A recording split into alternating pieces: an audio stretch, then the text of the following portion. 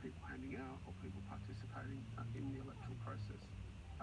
Also, there are rules about participating at scale, right? Be it through in-kind ways or through direct financial involvement. So, large third parties like Advance, like unions, like many others, have to go through a registration process with the AEC, and that transparency is incredibly important.